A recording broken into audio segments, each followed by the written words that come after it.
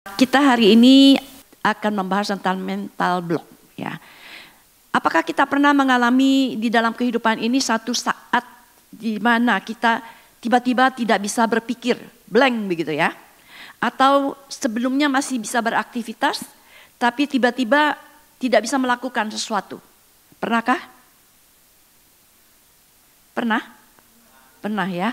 Ya, dalam pekerjaan memang kita banyak hal-hal yang kita harus hadapi, tantangan baik yang eksternal maupun yang internal. Nah, salah satunya hari ini kita akan belajar tentang mental block. Apa sih mental block itu? Coba kita buka dulu di dalam kitab Pengkhotbah 6 ayat 1 sampai 2. Pengkhotbah 6 ayat 1 sampai 2. Demikian firman Tuhan. Ada suatu kemalangan yang telah kulihat di bawah matahari, yang sangat menekan manusia. Orang yang dikaruniai Allah kekayaan, harta benda dan kemuliaan, sehingga ia tidak kekurangan suatu pun yang diingininya. Tetapi orang itu tidak dikaruniai kuasa oleh Allah untuk menikmatinya, melainkan orang lain yang menikmatinya. Inilah kesia-siaan dan penderitaan yang pahit. Saya bacakan satu ayat lagi dari Mazmur 43 ayat 5. Demikian firman Tuhan dari Mazmur 43 ayat 5. Mengapa engkau tertekan, hai jiwaku, dan mengapa engkau gelisah di dalam diriku? Berharaplah kepada Allah, sebab aku bersyukur lagi kepadanya, penolongku dan Allahku. Saudara-saudara yang terkasih, kita melihat di dalam kitab Pengkhotbah tadi, Pengkhotbah 6, kita dihadapkan pada satu fakta, ya. Ada orang yang memiliki kuasa, memiliki harta, tapi tidak bisa menikmati apa yang dia miliki. Nah, saudara-saudara, kita di sini kita bisa melihat bahwa menikmati apa yang kita miliki di dalam kehidupan kita ini adalah merupakan satu karunia dari Tuhan yang bisa diberikan kepada kita atau mungkin juga tidak kita bisa nikmati, ya. Jadi karunia bisa kita nikmati atau juga tidak bisa kita nikmati.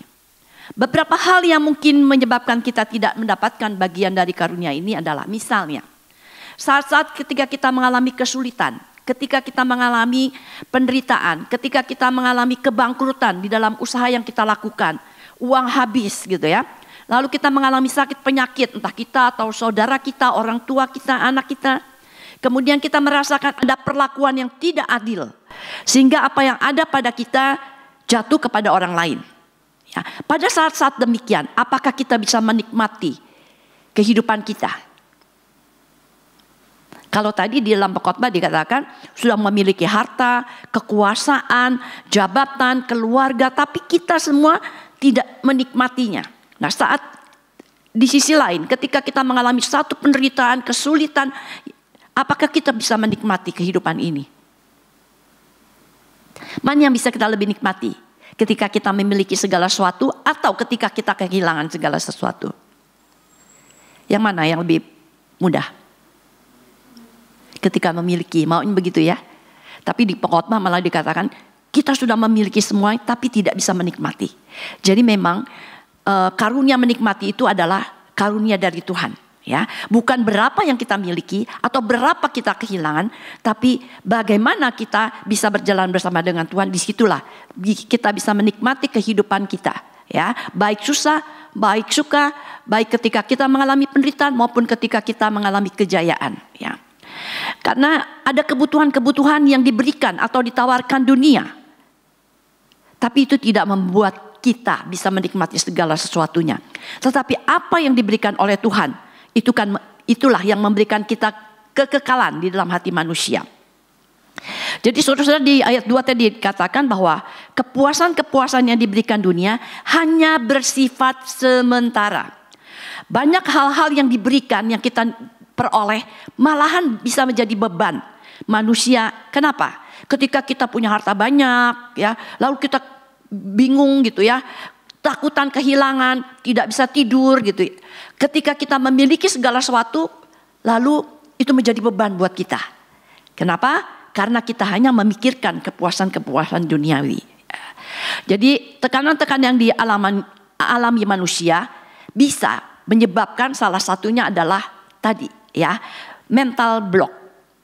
Saudara-saudara, sekarang kita lihat apa sih yang dimaksud dengan mental block. Mental block ini adalah kondisi ketika seseorang terhambat atau tidak mampu berpikir jernih, tidak mampu memotivasi diri, dan tidak bisa mengambil keputusan dengan baik. Ya, jadi mental block ini adalah kondisi saat otak kita menolak pikiran atau ingatan tertentu. Jadi ini terjadi di luar kesadaran kita, ya, bukan atas kendali kita. Saat terjadi mental block, kita tidak bisa mengingat informasi atau berpikir sesuatu yang biasanya kita lakukan. Contoh, ya, waktu kita di dalam pekerjaan sehari-hari, kita biasa melakukan hal-hal pekerjaan. Misalnya di dalam hal desain gitu ya. Tiba-tiba waktu mau mengerjakan sesuatu, rasanya nggak timbul-timbul itu ide, ya, tidak bisa mengerjakan. Padahal itu suatu kegiatan yang sudah rutin dilakukan dan hal yang mudah yang bisa dan pernah dilakukan. Tapi satu saat mandek gitu ya, tidak bisa melakukan sesuatu dan tidak bisa muncul ide-ide yang kita mau lakukan. Atau seorang penulis yang biasanya menulis dengan lancar, tiba-tiba tidak bisa menulis lagi, idenya buntu gitu ya, seakan-akan hilang ide untuk menulis. Nah, itu adalah contoh-contoh di dalam kehidupan kita, di dalam kita melakukan pekerjaan kita. Kondisi mental ini adalah berbeda dengan malas atau bosan gitu ya. Kalau malas kita bisa melakukan sebenarnya, tapi kita tidak mau. Tapi kalau mental block kita mau melakukan tapi kita tidak bisa melakukannya. Karena apa? Karena tidak bisa berpikir gitu ya. Mental block ini akan mengganggu kehidupan keseharian kita tentunya. Tetapi kita tahu bahwa mental block ini suatu yang normal ya. Bukan termasuk gangguan mental. Sesuatu yang bisa dialami oleh setiap orang dalam kondisi yang berbeda-beda. Dapat melanda kita yang sedang bekerja sehari-hari ya. Tapi walaupun dianggap sesuatu yang normal dan dapat diatasi, kalau dibiarkan berlarut-larut tidak diatasi segera, maka ini dapat menjadi sesuatu gangguan di dalam hidup kita. Yaitu ada timbul kecemasan, stres, ketakutan yang berlebihan gitu ya. Nah, oleh sebab itu memang sesuatu yang kita alami ketika kita mengalami mental block, maka kita harus mengerti dulu apa penyebabnya ya. Ciri-ciri dari mental block yang pertama adalah kita merasa tertekan tanpa alasan tertentu. Terasa ada beban yang berat yang menimpa diri kita ya. Tadi di Mazmur 43 ayat 5 dikatakan, "Mengapa engkau tertekan, hai jiwaku, dan mengapa engkau gelisah di dalam diriku?" Ada sesuatu kegelisahan, ada sesuatu rasa tertekan di dalam jiwa kita. Tapi kita tidak tahu apa yang menyebabkannya gitu ya. Nah, ciri-ciri mental block seperti ini. Yang kemudian yang berikut adalah takut. Nah, takut sukses, takut gagal, cemas. Nah, ya, kita biasanya takut gagal ya. Tapi ada juga orang yang takut sukses. Takut sukses, takut di ketinggian. Nah, saudara, ketika kita mengalami takut demikian, maka kita berusaha untuk tidak mau melakukannya. Contoh, kalau seseorang mau melakukan sesuatu, ada satu proyek yang ditawarkan, tapi karena dia takut gagal, dia tidak ambil proyek itu. Padahal sebenarnya dia bisa, gitu ya. Tapi karena udah ada kecemasan dulu, ketakutan dulu, akhirnya tidak diambil dan dia merasa ketakutan dan tidak dilakukan, ya. Lalu ada ciri yang berikut adalah suka menunda pekerjaan, ya. Suka menunda-nunda karena kehilangan motivasi untuk melakukannya. Tidak ada keinginan untuk melakukannya.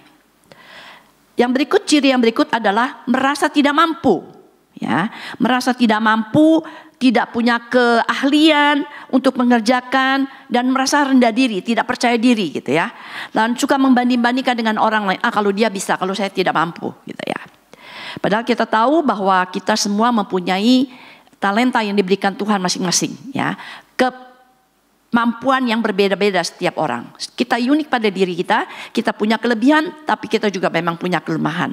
Jadi tidak usah membanding-bandingkan diri dengan orang lain. Ya. Kenapa? Karena orang lain punya kelebihan, saya juga punya kelebihan.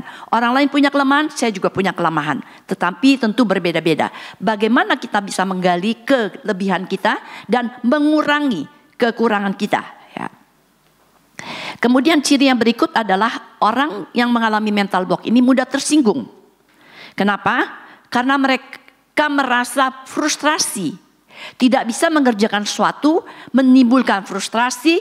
Akhirnya ketika ditegur, cepat tersinggung gitu ya.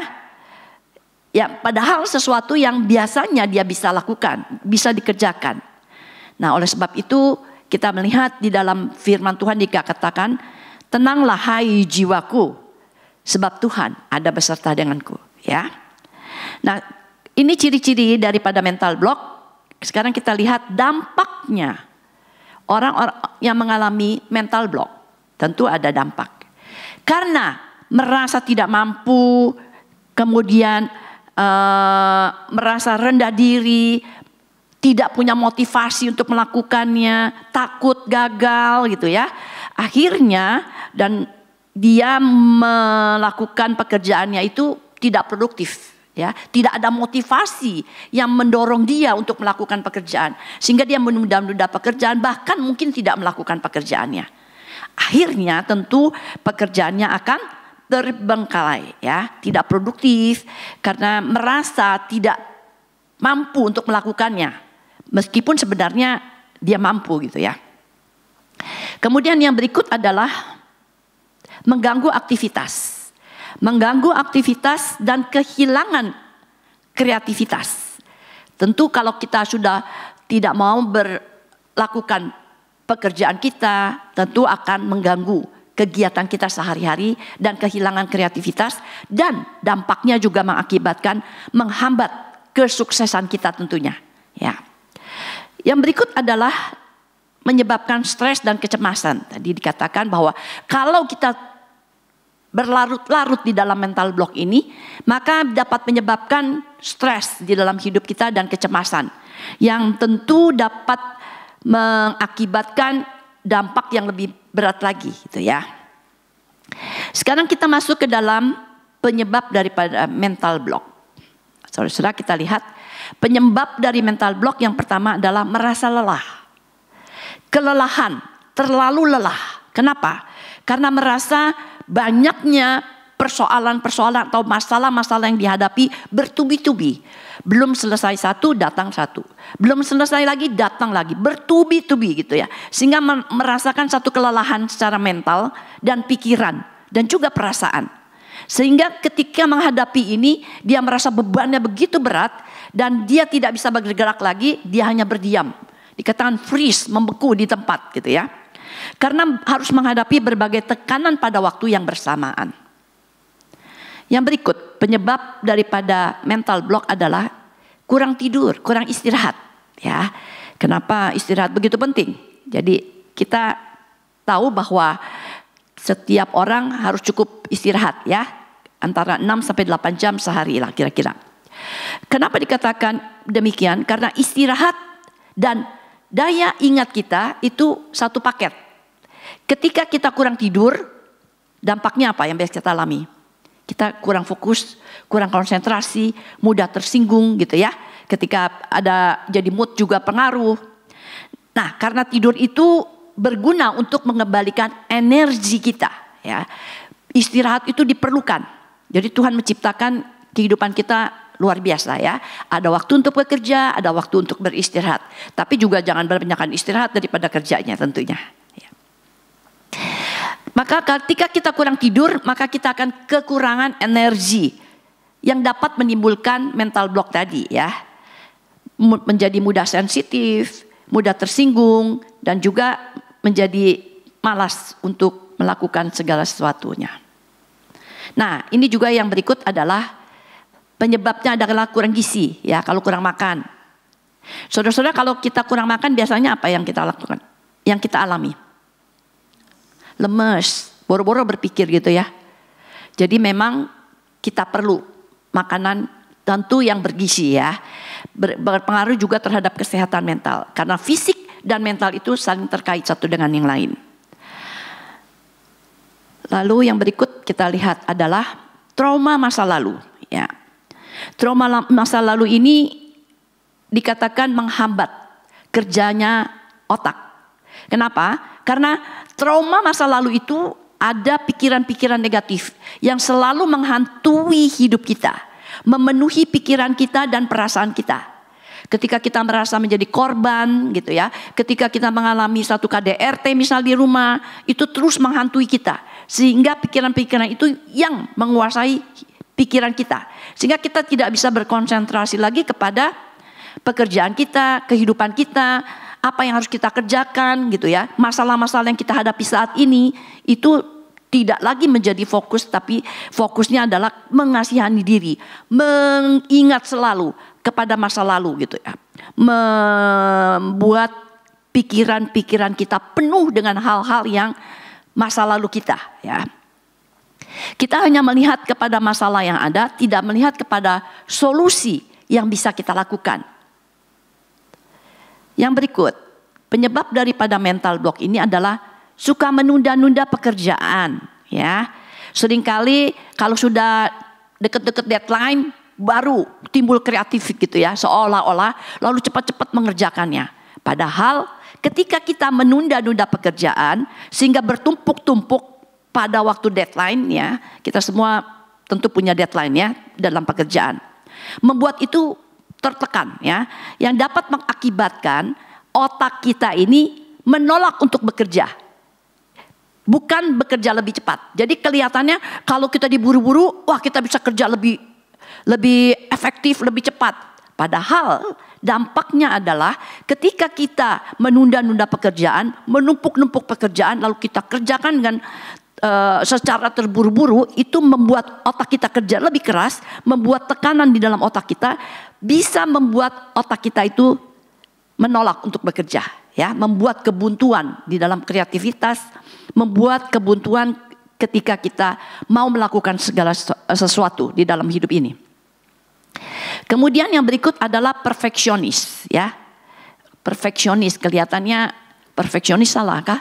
Gitu ya. Tentu di sini yang dilihat adalah perfeksionis yang hanya fokus kepada hal-hal yang kecil, tidak melihat kepada jadi orang perfeksionis ini adalah orang-orang yang detail gitu ya. Melakukan suatu, dia lihat yang besar tapi yang kecil itu dilihat begitu detailnya yang mungkin orang lain tidak lihat ya. Kalau dia melakukan segala sesuatu itu tidak salah tentunya ya. Baik karena dia bisa melakukan segala sesuatu dengan seolah-olah sempurna gitu. Tetapi ketika hal-hal yang dikerjakannya itu tidak sesuai dengan keinginannya, itu bisa membuat dia merasa kecewa yang dalam gitu ya. Karena orang-orang perfeksionis ini tidak bisa menerima kekurangan dia, kesalahan yang dilakukannya. Sehingga ketika ada satu kegagalan itu akan berdampak luar biasa kepada dia. Tetapi bukan berarti orang perfect, kita nggak usah perhatiin yang detail-detail, bukan ya. Kita perlu tentu hal yang besar, kemudian secara rinci kita tahu bagaimana detail yang kita mengerjakan sesuatu. Tetapi juga ketika kita bisa mengendalikan hal-hal ini tentu baik gitu ya. Dan kalau kita mengalami satu kegagalan atau kesalahan di dalam melakukan pekerjaan, kita tidak terlalu kecewa yang berat sekali sampai membuat kita down atau depresi. Ya, itu yang positif. Tapi kalau yang negatif tadi tentu ketika dia mengalami kegagalan, dia begitu down, dia begitu depresi, tidak lagi mau melakukan gitu ya. Merasa hidupnya gagal dan tidak mampu. Jadi dalam hal ini kita melihat bahwa kita melihat mana persoalan yang utama yang boleh kita perhatikan lebih, mana persoalan-persoalan yang kecil yang tidak menjadi utama. Jadi jangan ributkan hal-hal yang kecil. Ya, tapi kalau hal-hal yang utama dan penting, ya boleh kita perbaiki dan kita boleh lakukan perbaikan gitu ya. Tapi kalau hal-hal yang kecil yang diributkan, jadi masalah itu akan makin banyak, membuat kita akan menjadi penuh dengan segala hal-hal yang negatif tentunya. Yang berikut, Penyebab daripada mental block ini adalah faktor usia, ya. Jadi menurut riset dikatakan bahwa puncak daripada masa keemasan memori kita itu pada usia 20 tahun. Setelah itu terjadi penurunan sedikit demi sedikit dan paling drastis semakin menurun setelah usia 60 tahun, ya. Jadi nggak usah kalau merasa dulu saya masih 20 tahunan saya belajar cepat banget. Begitu usia 40, 50 kok saya merasa lambat banget. Yaitu faktor U gitu ya. Faktor usia yang umum dialami setiap orang. Saya sudah di atas 60. Jadi kalau saya belajar yang muda-muda mungkin lebih cepat, ya mau tidak mau ya saya harus mengulang lebih banyak, ya. Bukan berarti bahwa kita tidak bisa belajar setelah usia lanjut, tetap bisa, tapi tentu perlu usaha yang lebih lagi dibandingkan dengan anak-anak yang jauh lebih muda gitu ya. Nah, kalau saudara-saudara sudah melihat daripada penyebab mental block ini, maka sekarang kita lihat bagaimana mengatasi daripada mental block. Yang pertama adalah ketika kita mengalami hal-hal kelelahan tadi ya, lelah, beban yang begitu berat, sekarang kita coba lakukan identifikasi masalah yang ada. Masalah apa yang sedang kita alami, ya.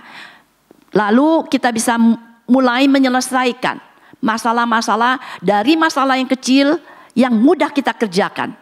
Jangan wah kita mau lihat yang besar dulu.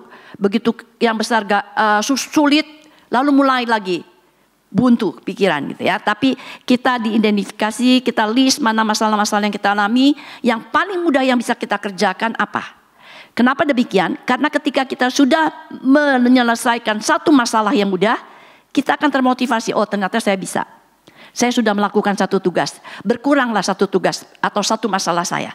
Misalnya ada 5 masalah, 1 sudah berkurang, tinggal 4. Ya. Lalu saya sudah bisa berhasil, lakukan yang berikutnya, lakukan yang berikutnya, lakukan lagi terus sampai selesai. Nah jadi di dalam hal ini kita melakukan hal-hal yang bisa kita lakukan dulu. Nah, menurut riset ya, kita bisa memang menyimpan dalam satu momen itu antara 5 sampai 9 informasi dalam saat yang bersamaan. Jadi saudara bayangkan dalam 1 menit kita bisa menerima informasi misalnya lebih dari 7 informasi. Nah, ketika kita menerima informasi ini, lalu ada satu hal yang besar yang harus kita kerjakan, proyek yang besar, maka seringkali itu membuat kita overload gitu ya, yang bisa menjadikan blok. Oleh sebab itu memang kita harus bisa memilah-milah mana yang mau kita lakukan dulu, mana yang mau kita kerjakan dulu. Kemudian yang berikut mengatasi mental block yaitu dengan cara relax dan beristirahat sejenak. Sejenak ya, jangan lebih banyak istirahatnya daripada pekerjaannya. Contohnya, ketika saya sedang mengerjakan di dalam pekerjaan, sedang mendesain sesuatu, lalu tiba-tiba, waduh, kok buntu ya pikiran, mau nulis kata-kata aja buntu gitu ya, tidak timbul ide. Ini bagian-bagian yang kreatif biasanya pernah mengalami hal ini, bagian enggak? Pernah enggak?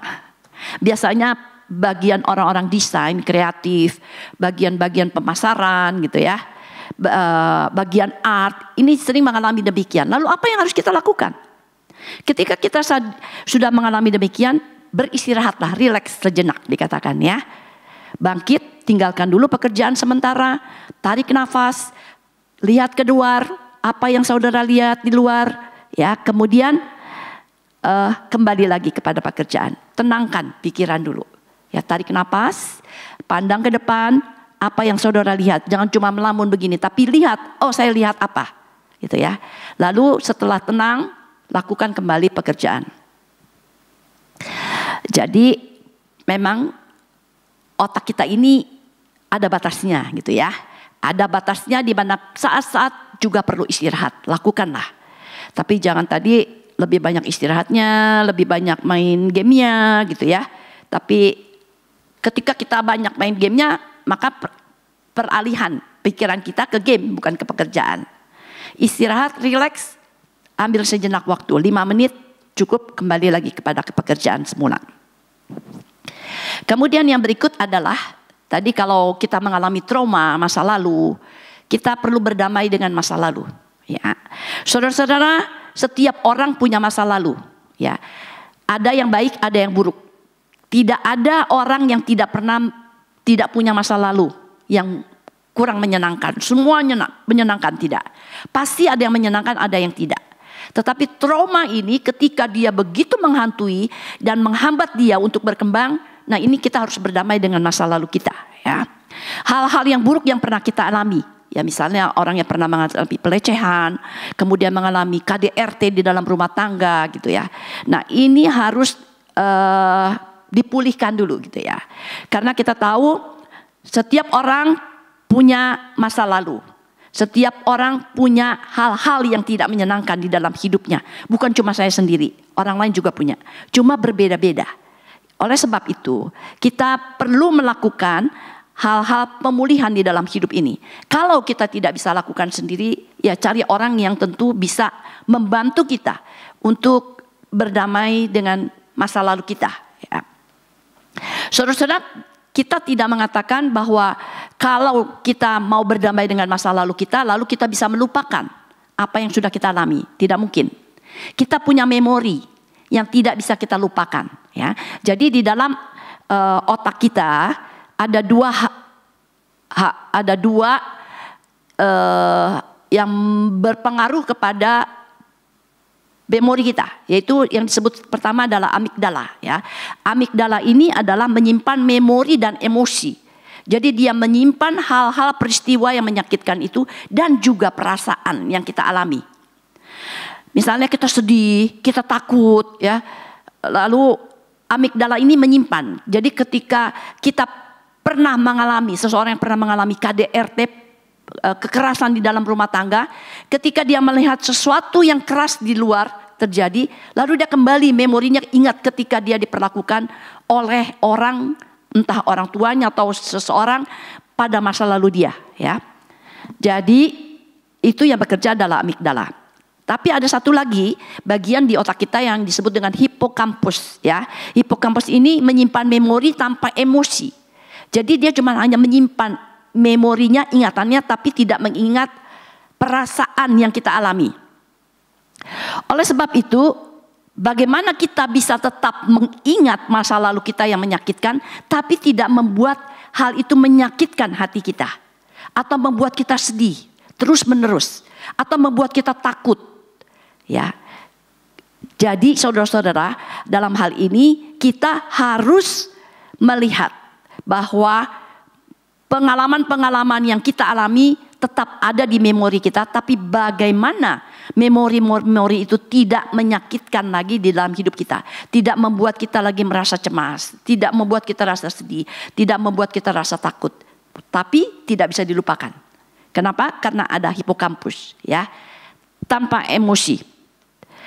Dan satu hal yang menguatkan kita tentu di dalam segala sesuatu boleh terjadi di dalam hidup kita karena Tuhan mengizinkannya terjadi di dalam hidup kita.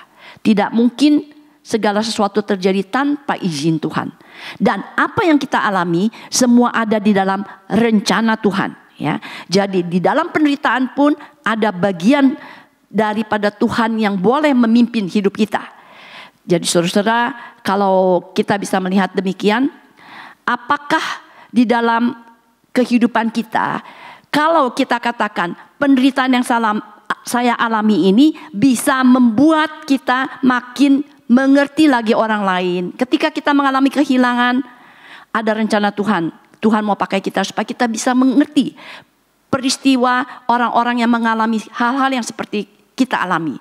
Kita memiliki empati yang lebih. Kita bisa melayani kepada orang-orang yang punya pengalaman yang sama dengan kita, ya. Jadi di balik penderitaan, di balik persoalan kita, ada sesuatu berkat yang Tuhan berikan kepada kita.